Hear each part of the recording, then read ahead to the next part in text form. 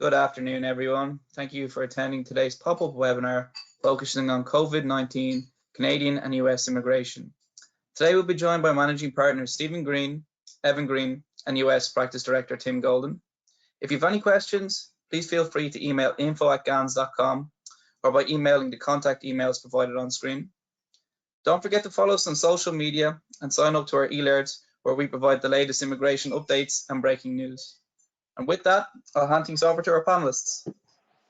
Good afternoon, everyone. I hope we're doing a little better than we were the last time we spoke. It's difficult for everyone, but we seem to see everyone is cooperating, and hopefully we'll get that curve down.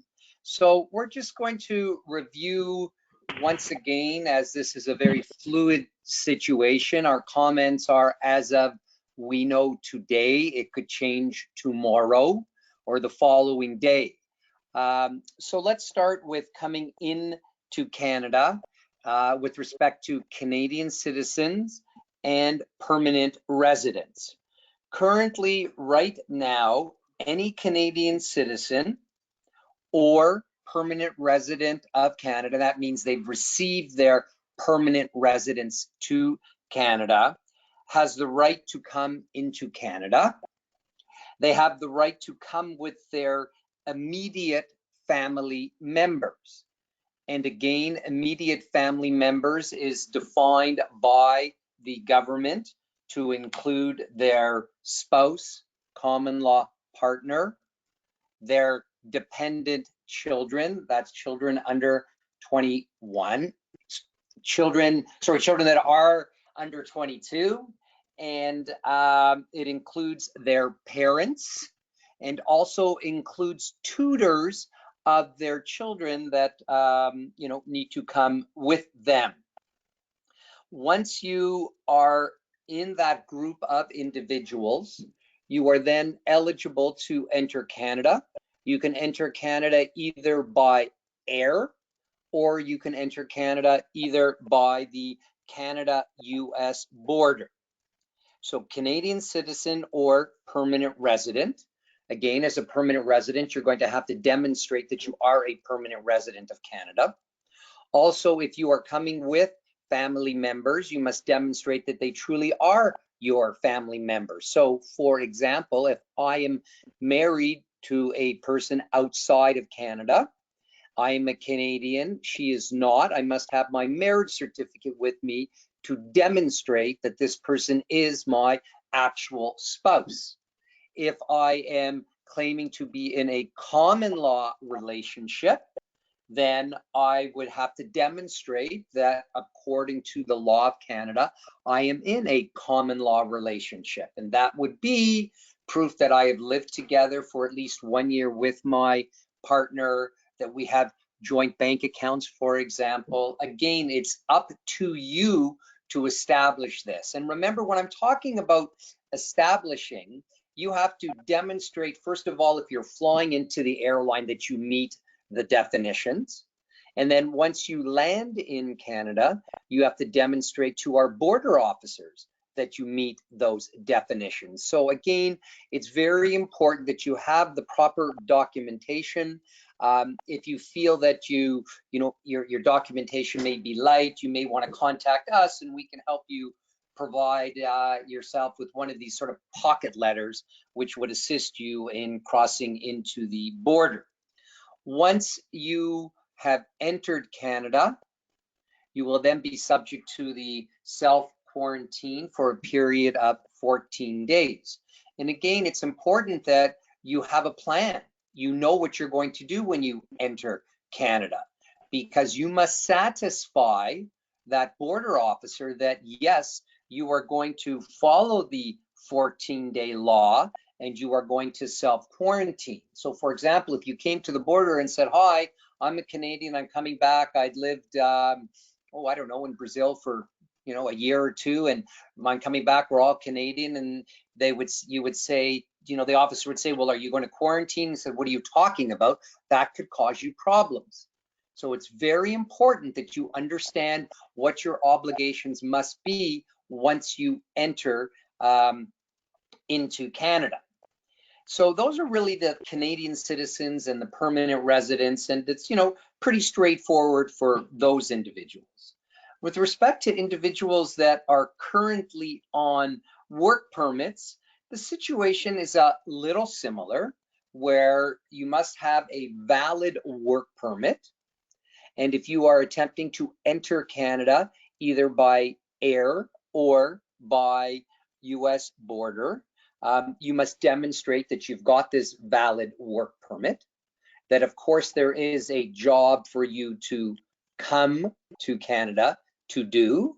You may have been away, doing business for the Canadian company that you have the work permit for, and now you're re-entering back into Canada. So as long as you have a valid work permit, you would be eligible to come back into Canada. Again, you must be in a position that you know that you're going to have to self-quarantine as well. So again, I'm on a work permit, I'm re-entering Canada. I am subject to being self-quarantined for a further 14 days once I arrive. If you are married, again, your spouse would be permitted to come with you. Your children that would have study permits would be able to also come with you.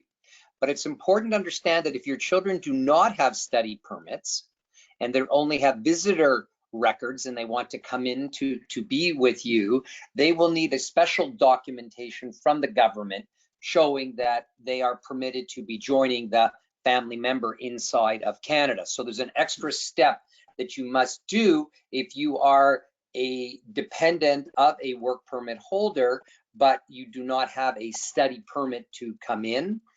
If you are a dependent of a work permit holder and you are the spouse, there's an extra step that you will have to do to enter Canada if you wish to be with that person on the work permit. And again, the airline will be looking to see, do you have a valid work permit? And if you're coming with those dependent family members, that they have the special authorization if they need it, or they have their own particular work permit, which would permit them to enter inside of Canada. And again, those are for people that are flying into Canada. And then for the others that are going to be traveling by land, you must, demonstrate that you've met the 14 days in the United States before you are able to come in, and most of you would have been able to establish that. So again, there's really no issue with people that have valid work permits. They will be able to enter Canada, not an issue. The only other issue that may arise with respect to entering on a work permit is, are you an essential service? Are you providing that essential service that would therefore exempt you perhaps from the 14 quarantine once you are in? And they give examples of that. For example, you may be part of the supply chain of providing medical equipment, so you can't be quarantined for 14 days once you arrive inside of Canada. So again, we have exemption for truck drivers, those types of people that it's essential that they go to work immediately and not self-quarantine because it's part of the supply chain for food, perhaps for pharmaceutical, medical, those types of things. And again, the government understands that and recognizes that in those particular circumstances, individuals will not need to quarantine. But again, people that are flying in, the windows are getting smaller and smaller, less and less aircrafts are flying into Canada. And, so we just, again, advise everyone, come back as soon as you can, because the ability to enter is getting smaller and smaller each particular day. So those are really my general comments on people that have work permits that want to come in. There will be no new issuance of study permits right now, because that is not considered an essential service, new ones. So individuals that are looking to apply for study permits to begin studying, your application is pretty much on hold for various reasons. One, it's not considered essential yet because you don't have your study permit. Number two, you probably will not be able to complete the process because you will need biometrics, you will need medicals, and many centers around the world are closed, so you wouldn't be able to even complete that process. You may try to begin it, but it will then stop. And the government, understands that there are certain time limits that they used to put on. For example, it's your biometrics within 30 days. That's now been extended to 90 days. And again, that's changing constantly with respect to the requirements of the government because of closures and the inability of certain applicants like students to fulfill the requirements of their study permit. Stephen. Oh, hi, Ev. How are you? I'm excellent. Go ahead. Good. Have we talked about family members of work permit holders? We have, but you can go a little bit more into detail if you'd like, for sure. Okay. So this is a big hole, shall we say, in the exemptions. Family members who don't hold their own study permit issued prior to March 18th, or family members who only hold visitor status, those people are going to have trouble boarding flights or being admitted at the border, and they need a special exemption. At this point, there are no guidelines surrounding that. We're hoping that there'll be a change made, but if you are in that circumstance or know people in that circumstance, please reach out to us, because according to the regulations, they will not be allowed to board, period. So that's sort of a hole in this whole dynamic that we're dealing with. So people then that prior that didn't really have a work permit or didn't have a study permit, really just visitors, they're in a different ballgame, even though they're a dependent of a person on a work permit or things like that. That is correct. And they, even if they're coming up from the United States, they have a problem.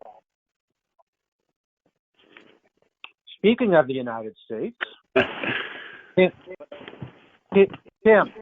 Yeah, I think that's it's a good transition to sort of discuss where it is sort of back and forth at the border now. I think just generally everybody's pretty comfortable with the standards for the U.S. I mean, coming in from Schengen area, coming from China, Iran, you're not going to be able to board a flight 14 days and then coming into the United States. And as Stephen is saying, the window is closing even further for U.S. citizens. But focus here, and I think the really important thing to discuss is our area of expertise, which is the U.S.-Canadian border, which, I think that there is some contrast on both sides of the border. So currently, U.S., again, essential, non-essential, that's the distinction, particularly no tourism, no travel into the United States for pleasure.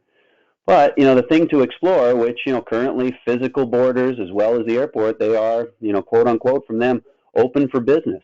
So applicants who are coming to make applications directly in person, entering into the United States, it is essential that they do identify the critical nature of the work. That's going to be part of sort of the add-on, in addition to whatever TN or live L1 application you're making, or even entry for other classifications. But I think the important thing to keep in mind is that your rotation coming back up to Canada is where I think you're going to be facing something from both sides of the border, and your own native Canada requesting that you make you quarantine, and then that's the real issue with the sort of essential, non-essential. That's the area that I think really needs some, distinction, is on a case-by-case basis, that I've got somebody who goes in and identifies, I got a TN, we've got a critical situation down at our U.S. operations. Pretty much what I've been hearing from border officials is if they're up and are operational and your work really is essential, they'll grant it, they'll process it, they'll adjudicate it. Obviously, all the standards have to be there, that traditionally have to be there, but that factor will bring it in. But if you're down, and that's what I've been advising clients, is make sort of that entry worth it. Meaning that it's not like the olden days, and I don't think that anybody's sort of living by those standards anymore, but any sort of equivalent to, say, an essential truck driver who's maybe coming back and forth with loads that really are identified and are pretty clear by the truck you're driving is needed. But if it's an IT worker who sort of gets in, or somebody who's deemed essential and you do get your TN approved to get in, coming back up to Canada for a couple of days and then trying to pop back in, it's not going to be an easy rotation. because, again, you're going to be confronted with the quarantine obligation as a Canadian citizen coming back, and going back into the United States. Maybe the U.S. Sees you again and maybe gives you trouble, but you identify the essential nature. You're then coming back up to Canada, and you're going to be hit with that again. And I think the second time through, coming back to Canada, identifying that you didn't quarantine for those 14 days, there are going to be a lot of questions to answer. But again, those are the sort of carve-outs or the sort of nebulous area of what is essential and whether you're able to sort of justify that. But again, that's a pretty rare, I think, at least within the last few weeks, a rare travel pattern. But at the same time, I think it is something that needs some exploration and it needs consideration when you're approaching the border. Travel doesn't exist. Intermittent travel just doesn't exist. Yeah, exactly. I think that's just the logical conclusion, even though, looking at these regs, there are some things to be carved out. Now, other issues that we've sort of posted for the agenda, I think it's important to identify some of the things that are changing, and we talked about this in our previous, but obviously there's sort of three pillars. There are the consulates, there's the physical border, and then there's USCIS. And USCIS, internally within the United States, is shouldering a lot of that burden. And the burden is extensions for people who are on the ground within the United States. I encourage everybody to explore those timings and what's going to be available, because it is still a sort of back and forth between, do I file through USCIS or wait until the border reopens? That's a precarious positioning, so you want to be able to identify how much time you have. One thing to keep in mind is, you can file an extension through USCIS right up to the last day if you're going to extend that status within the United States, and you are in good status as that is processing, but you got to stay hunkered down within the United States, so that's an aspect. But you can have some comfort if it's many months in advance. Maybe there is some backup for, a TN renewal at the border. L1 renewals for residents of the United States, not something that has been allowed for quite some time, but to sort of play that back and forth between the two, I think is something to really explore. Who do we have down in the U.S. and who needs to be extended, and having at least some solace that potentially those problems could be solved ultimately at the physical border if, business is back up and running kind of regularly in 2-3 months' time or so. But obviously, both things that you want to explore. Other developments from USCIS, I think, are important this week. RFEs and NOIDs, Notice of Intent to Deny, are now being given 60 days. That came through last week. The other big thing to come through last week, no more premium processing for the foreseeable future. And I think that, again, goes into some of those discussions of extensions. How is it that we're going to process these applications? And I think something that comes into view at that point for a lot of people that maybe have sort of a green card option that is more direct, not necessarily involving labor certification, but if there's an international manager that you can file for, if there's somebody of extraordinary ability that you can file for, or have been contemplating a green card, this may be the perfect opportunity, because without the ability to expedite the extension for an L or an O1, this may, and it really is taking 4 to 6 months or so for regular processing. Without that premium processing, and I think the key association, any dependents, spousal for Ls or Es as well, spousal work authorizations, because that's going to take so long, there is a potential, based on what are the benefits of current processing for green cards, is if you have that opportunity, get the I-140 in and file potentially an adjustment of status for those individuals if they're eligible for it. And that may be a faster path to, through the adjustment of status, a potential work authorization for you and your spouse. And also children are included when it comes to the adjustment of status for travel and work authorization. So I would say, I think one of the themes here is try to get as many sort of tires into the irons into the fire to be able to have these options and sort of have different things kind of racing to this finish line that we don't know of yet. And moving on to that, I think somewhat related to work authorization and EADs, is that one benefit, again, coming through USCIS, is that they are going to allow biometrics to be reused. And I would say, and those of you who are out there kind of struggling with EADs and employment authorizations, I think this is particularly for students applying under OPT, et cetera, everybody knows how long those are taking. 5 to 7 months we're seeing. I would say maybe sort of in the area of 4 to 7 months, and for the really lucky, getting it in 4 months. But with that, I mean, the I-765 and not having to go in for another biometrics, maybe this is an indication from USCIS identifying that they've got to sort of unload some of these backlogs. And, I would say that these moves are really kind of reversals of some more sort of tight restrictions that have been implemented over the course of the last couple of years. So maybe easing off and, I guess with my fingers crossed, understanding that maybe USCIS is speeding things up, let's hope, in reaction to this crisis, rather than what seemed to be somewhat of a concerted effort to really slow things down and take time with them. Now, speaking to the I-765s and related to optional practical training student work authorizations that are submitted, we've been getting a lot of calls about that.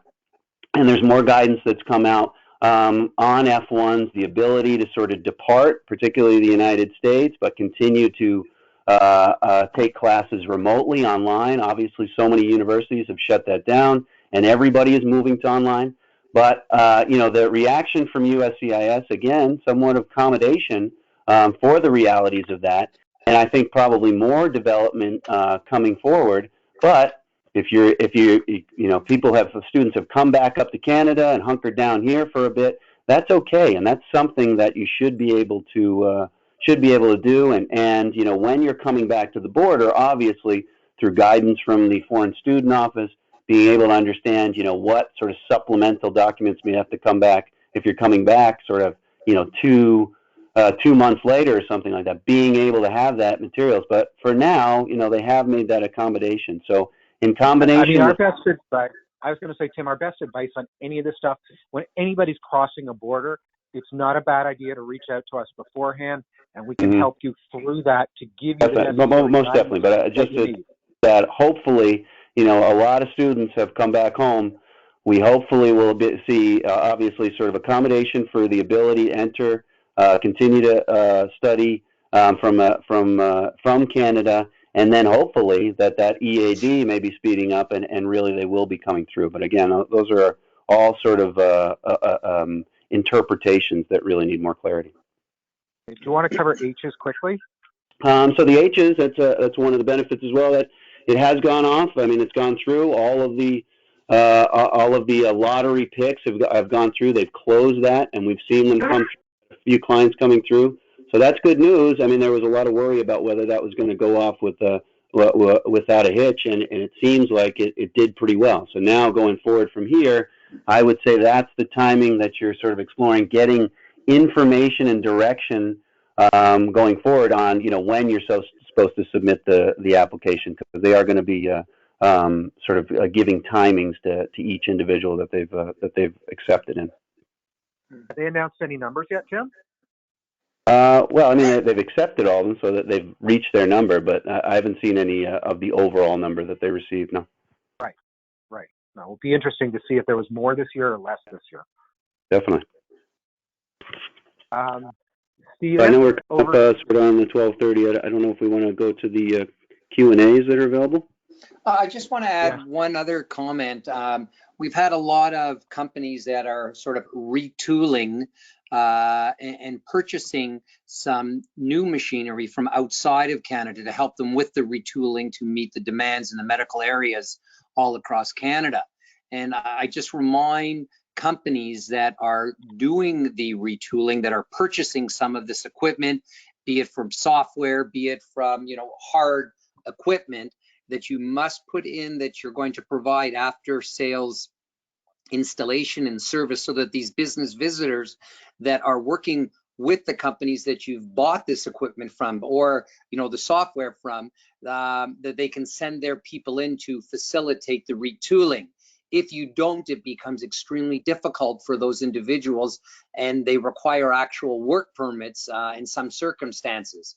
So again, these would be business visitors that are coming in, and unlike in the past, where a lot of times, you would have this pocket letter, of course, to say why you're coming in, proof that the equipment had been purchased from outside, but now you also have to meet the requirements of the various orders in council, so these people can come in and show that they are essential to the production line. So I just put that out there and understand that you have to go, through an extra step than you used to, because you must meet the order in council requirements. So that's really all that I have to talk about on the Canadian side. I echo that, Stephen, for U.S. for after-sales service going under a B1. Going down and servicing, those critical pieces of machinery, that's ongoing. So I think that they're in a pretty good position there, but definitely want to layer it with as much as you can from the company identifying the urgent need for this repair. Right. Excellent. Well, I guess that's all what we have time for today. If anyone does have any questions, I would like to remind you all to email info@gans.com, and we will do our best to get to them immediately. I'd just like to thank everyone for attending today's webinar. We hope you all found it very informative. I'd also like to thank Stephen, Evan, and Tim for taking the time to share their expert advice. Make sure to sign up to our alerts in the link provided to stay up to date with the latest inside immigration news. And until next time, stay safe. Stay safe. Everybody. Bye-bye. Bye-bye, everyone.